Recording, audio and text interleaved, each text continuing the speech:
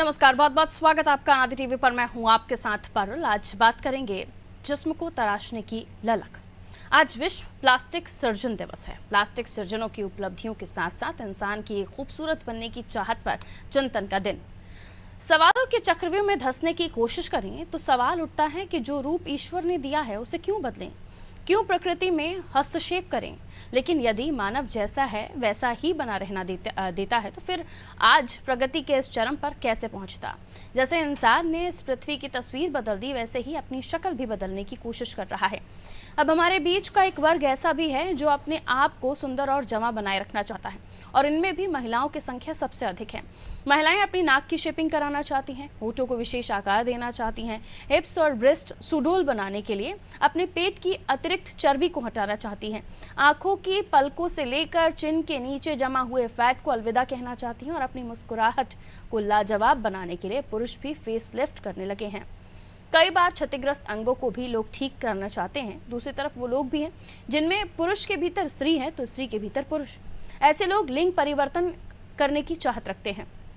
क्षतिग्रस्त अंगों को ठीक कराने की बात तो अलग है, लेकिन बाकी कॉस्मेटिक प्रक्रिया के पीछे क्या मनोविज्ञान, ये जानेंगे क्या है मनोविज्ञान, और बात करेंगे प्लास्टिक सर्जन से भी। पहले एक रिपोर्ट आपको दिखा देते हैं, देखिए।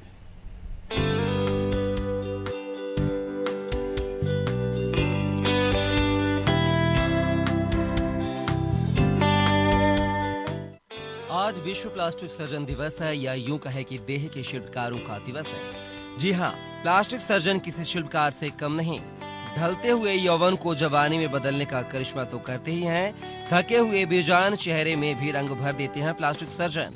यही कारण है कि दुनिया में 2022 तक प्लास्टिक सर्जरी का बाजार लगभग 6 लाख करोड़ रुपए तक पहुंच गया था, और अगले 10 वर्षों में यह 18 लाख करोड़ रुपए तक हो सकता है, यानी कि कई देशों के जीडीपी से भी कई गुना ज्यादा। खूबसूरती की यह चाहत अनंत काल से है। खजुराहो के शिल्प में श्रृंगार करती नारियों को देखा जा सकता है। अजंता और एलोरा की गुफाओं में सौंदर्य का चरमोत्कर्ष देखने को मिलता है।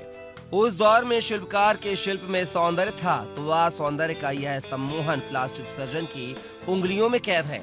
चेहरे के महीन से महीन विन्यास से लेकर शरीर के तिल तिल को उत्तम करके किसी स्त्री को तिलोत्तमा बना सकते हैं यह प्लास्टिक सर्जन। भारतीय वांग्मय में और अध्यात्म में सौंदर्य को एक अलग रूप दिया गया है। यहाँ बाहरी से ज्यादा आंतरिक सौंदर्य का महत्व है, किंतु पश्चिम में देह को सर्वाधिक प्रमुखता दी जाती है, और पश्चिम का यह देहराग भारत की भूमि पर भी पहुंच चुका है। यही कारण है कि भारत की प्लास्टिक सर्जरी की इंडस्ट्री दिन दोगुनी रात चौगुनी प्रगति कर रही है। भारत के प्लास्टिक सर्जन दुनिया में ख्याति पा रहे हैं। भारत में जो मेडिकल टूरिज्म तीव्र गति से बढ़ रहा है, उसमें प्लास्टिक सर्जरी का व्यापक योगदान है। विकसित देशों की तुलना में भारत में 35 से 50% कम लागत पर किफायती कॉस्मेटिक प्रक्रिया हो सकती है, और भारत की कॉस्मेटिक प्रक्रियाओं की गुणवत्ता भी बेजोड़ है। इसलिए भारत में होने वाली प्लास्टिक सर्जरी और कॉस्मेटिक सर्जरी में से 10% ऐसी होती है जिनमें विदेशी भारत की धरती पर आकर इस सुविधा का लाभ उठाते हैं, और इसके बाद जो 90% कॉस्मेटिक और प्लास्टिक सर्जरी भारत में होती है, उसका फायदा भारत के लोग उठाते हैं। प्रतिवर्ष करीब 9 लाख भारतीय और 1 लाख विदेशी भारत की धरती पर प्लास्टिक सर्जरी से अपने शरीर को सौंदर्य से भरपूर करवाने की कोशिश करते हैं। प्लास्टिक सर्जन के कई रूप हैं। इनमें एक होती है कॉस्मेटिक सर्जरी, तो दूसरी होती है रिंगस्टिक सर्जरी। कॉस्मेटिक सर्जरी सुंदर दिखने के लिए की जाती है, जिसमें ब्रेस्ट के साइज को सुडौल बनाना, पेट के अतिरिक्त चर्बी को हटाना, नाक और होठों को सही आकार देना, अनचाहे बालों को हटाना, स्किन के कलर को थोड़ा ब्राइट करवाना, हिप सही शेप में करवाना आदि शामिल है।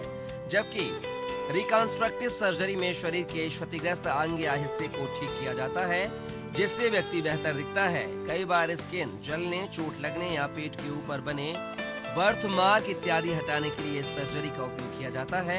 दुनिया में जितने लोग प्लास्टिक सर्जरी करवाते हैं, उनमें से लगभग 3.5% भारतीय हैं, और भारत के लोगों में इसका प्रचलन बढ़ता जा रहा है।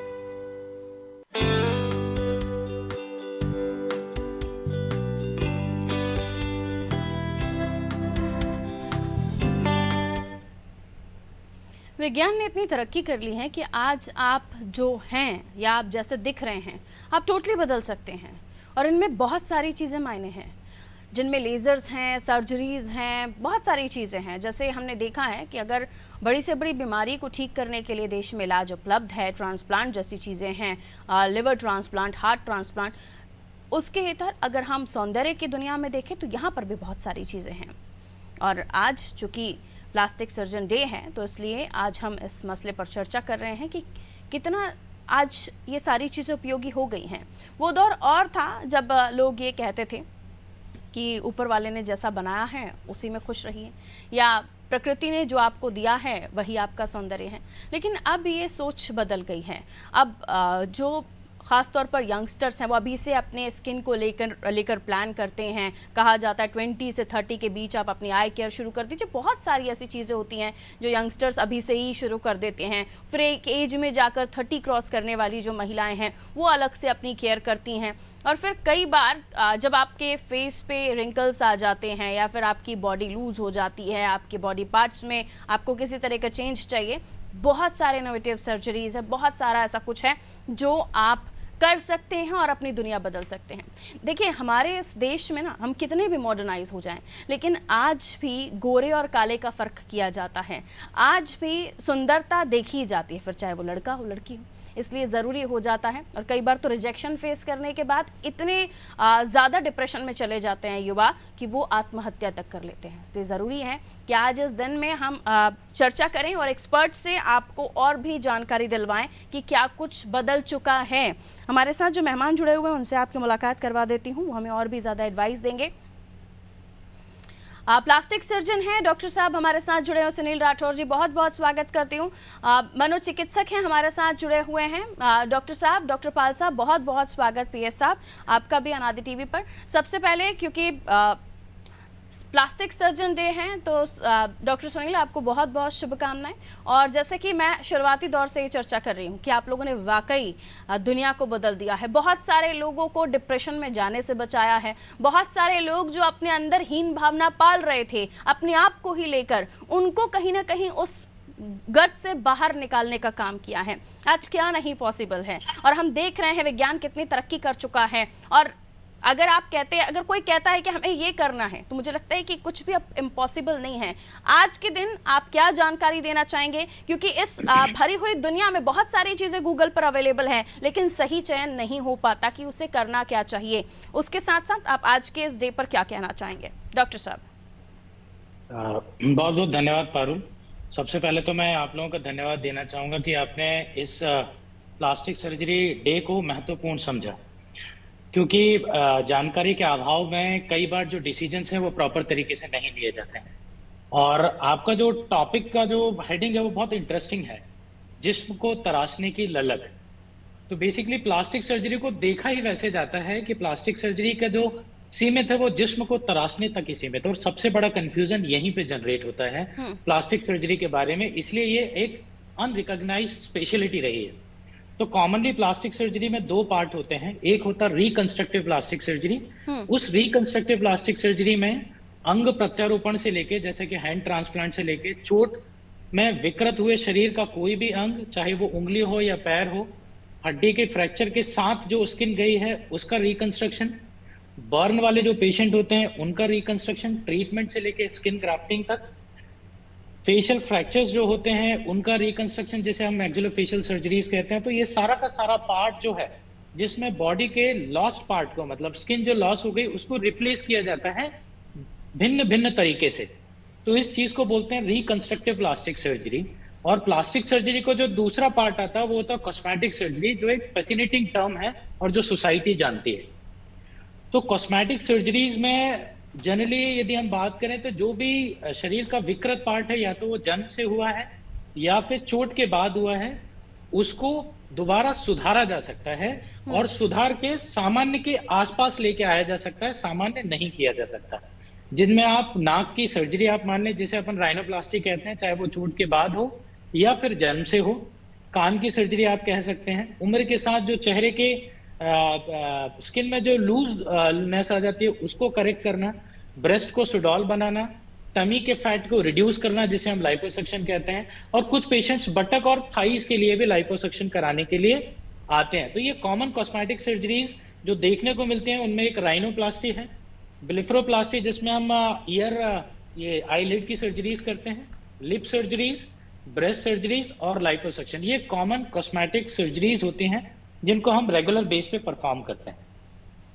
बिल्कुल डॉक्टर राठौर, आपने बहुत सारी चीज़ें डिटेल में और आपकी लैंग्वेज में बताई है, क्योंकि देखिए कई सारे लोग हैं जिन्हें सर्जरी का मतलब वही लगता है जो आप बता रहे थे।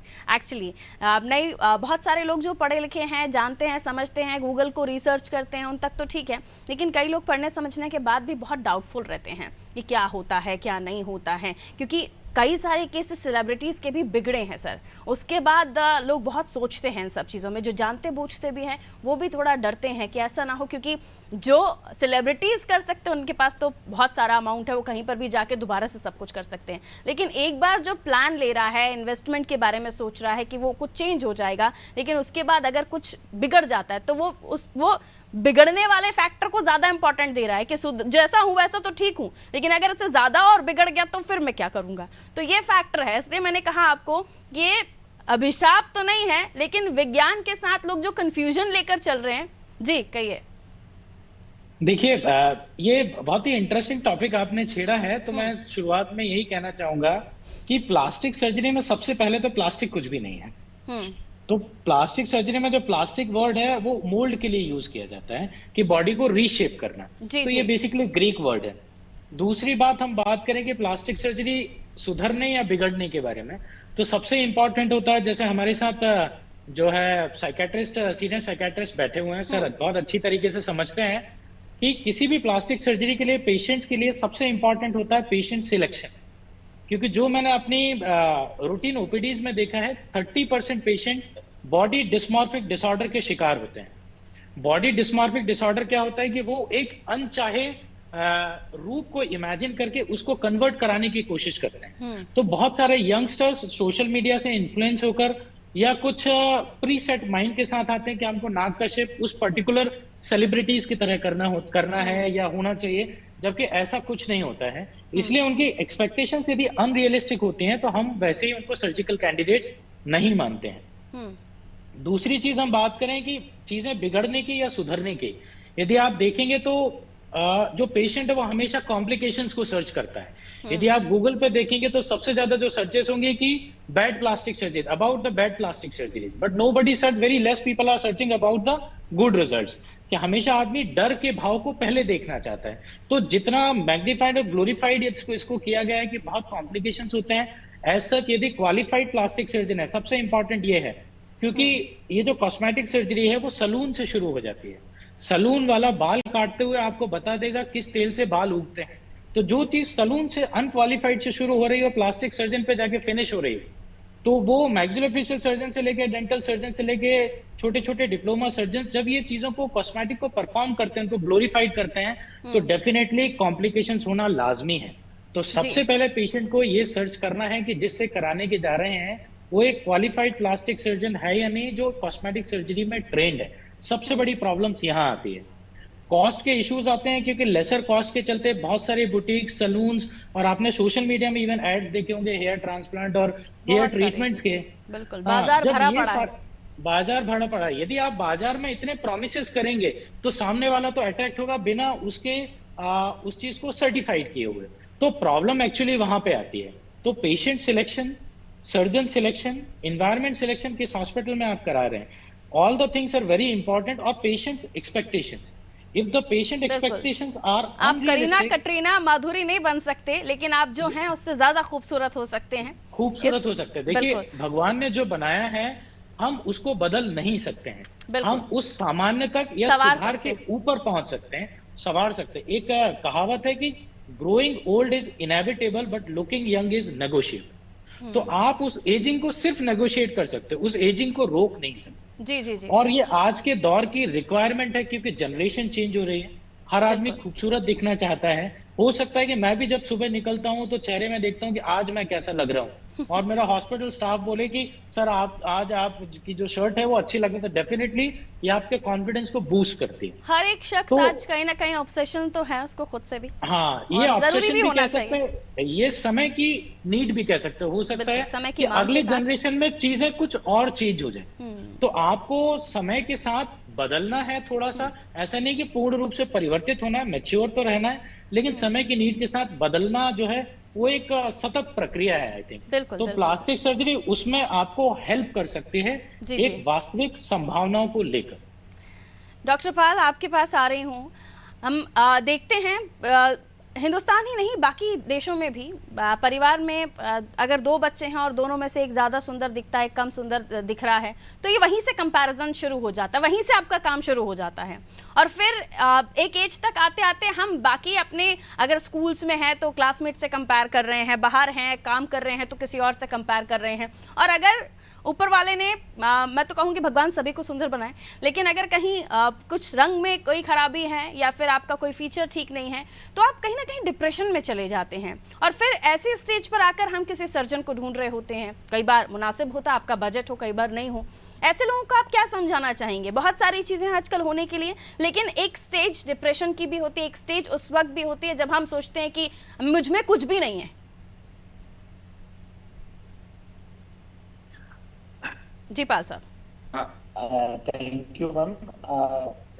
जैसे सुनील राठौर साहब ने बताया, बहुत ही क्लियर तरीके से उन्होंने बताया कि प्लास्टिक सर्जरी का क्या माने हैं और कहाँ पे करना चाहिए, कहाँ पे नहीं करना चाहिए। ये जो एक डॉक्टर साहब ने भी बोला कि ये जो अभी ट्रेंड चल रहा है कि प्लास्टिक सर्जरी सिर्फ ब्यूटिफिकेशन के लिए है या हम जैसा चाहें वैसा बन सकते हैं, मुझे लगता है ये मिस अंडरस्टैंडिंग है। हम लोग जो देखते हैं प्लास्टिक सर्जरी में, या जो कान का साइज गड़बड़ है या हमारी नाक ऐसी है और ये, तो कई बार ये ओवर उनके थॉट्स रहते हैं। डॉक्टर उनको सतत, जो भी अच्छे डॉक्टर्स रहते हैं, उन चीजों को वो देखते हैं, आकलन करते हैं पहले सर्जरी के, और वो कई बार डिनाई करते हैं, बोले नहीं इसमें कोई चीजें नहीं की जा सकती, नहीं हमें करना चाहिए। लेकिन चूंकि मार्केट है, मार्केट में तो फिर आप जानते हैं कि कुछ बहुत तरीके के लोग हैं, तो उसको वो उसमें इंटरवीन भी कर सकते हैं। मेरा सिर्फ इसमें मैसेज ये है कि जब भी हम इन चीजों को डिसाइड करें तो एक साइकाट्रिक ओपिनियन होना जरूरी है कि वाकई में उसको कितना उससे पेन है या स्ट्रेस है, कितना ले रहा है। एक दूसरा, कई बार हम लोग जो देखते हैं कि जो जेंडर आइडेंटिफिकेशन जहाँ पे दिक्कत आती है, ट्रांस जो भी जेंडर अपना चेंज करना चाहते हैं, कई बार मेल को लगता है कि नहीं वो हमारा, हमको मेल होना चाहिए था, या फीमेल को लगता है हमें मेल होना चाहिए। तो कई बार इस तरीके की सर्जरी जो टर्मिनल जो दिमाग में उनके बना रहता है, तो उनके लिए इस तरीके की प्लास्टिक सर्जरी की जाती है। उनमें भी चांसेस, हम लोग कई उसमें टीम रहती है, प्लास्टिक सर्जन भी रहते हैं, यूरो सर्जन भी रहते हैं और साइकियाट्रिस्ट रहते हैं, उसमें तभी एक यूनानिमस डिसीजन लगता है कि इसमें फायदा होगा, उसमें हम लोग करवाते हैं। हाँ, ये डेफिनेटली है कि जो हमें लगता है कि एक जो प्लास्टिक सर्जरी का मिसनॉमर या प्लास्टिक समझ के ऐसा करना कि जैसा हम चाहेंगे वैसा करना, वो ठीक नहीं है। लेकिन हाँ, अगर किसी में स्कार मार्क है या कुछ और ऐसी चीजें हैं जो इजिली, मोल है, ब्लैक मोल है, हेयरी मोल है, हेयर को लेके है, तो डेफिनेटली ये चीजें अगर उसकी ठीक होती हैं तो उसमें कॉन्फिडेंस लेवल उसका बेहतर होता है। डॉक्टर पाल साहब, क्या है ना, इच्छाएं अपरंपार हैं। प्लेजर लेवल हर एक बंदा चाहता है कि वो सलमान खान दिखे और हर एक लड़की चाहती है कि वो ऐश्वर्या राय बन जाए। मुमकिन नहीं है, लेकिन वो कोशिशों में लग जाते हैं सर। वहाँ जैसे कि अभी डॉक्टर साहब ने कहा, राठौर जी ने, कि आप एक्सपेक्टेशंस बहुत ज़्यादा हाई मत रखिए, लेकिन जो मुमकिन है संवार सकते हैं, सब कुछ बदल नहीं सकता। ये सब कुछ वर्ड मैंने यूज़ किया था, इसलिए मैं थोड़ा सा बोलना चाहूँगी इस पर कि कुछ भी हो सकता है, ये मेरा कहना था, डॉक्टर साहब ने नहीं कहा था। इसलिए हम चीज़ों को संवार सकते हैं। लेकिन जो आप ट्रांसजेंडर या फिर जो जेंडर चेंज करने वाली बात आप कह रहे हैं, वहाँ मैं थोड़ा सा आपका और एडवाइस लूँगी कि कई सारे लोग हैं जो खुलकर बाहर नहीं आ पाते हैं। कई सारे लोग, अभी भी कई सारे ऐसे केसेस हमने देखे जिनमें लोग पहले पुरुष बन गए, फिर उसमें भी समझ में नहीं आया तो वापस महिला, उन्होंने लिंग चेंज कराया। तो यहाँ कैसे उस मेंटल कंडीशन को आप बताएंगे, या अगर कोई आपको देख रहा है, इस बारे में सोच रहा है कि वो नहीं उभर कर बाहर आ पा रहा है, तो उसे आप क्या बताना चाहेंगे? सर पाल साहब। जी पाल साहब, सर आवाज आ रही है आपको? जी देखिए, ये तो जो इस तरीके के लोग होते हैं, डेफिनेटली उनको वो भी कहते हैं कि ये जो भी उनकी बॉडी है और जो है वो एक डिफरेंट बॉडी में सेट हो गए। मतलब उनको लड़की होना था, लड़की वाली बॉडी चाहिए, तो या लड़कों वाली बॉडी चाहिए, गलत बॉडी में उनका वो रह रहे हैं। तो ये चीज उनको बहुत ज्यादा डिस्ट्रेसिंग रहती हैं और उनकी पूरी पर्सनालिटी में वो चीजें झलकती हैं, उनके व्यवहार में, उनकी ड्रेसिंग में, उनके रहने सहने में, इवन उनके interactions with the other people. दो दे आर मेंटली बहुत इंटेलिजेंट भी हो सकते हैं, उसमें इंटेलिजेंस में या उनकी कार्यक्षम करती है, वो एक्सेप्ट अपने जेंडर नहीं कर पाते हैं।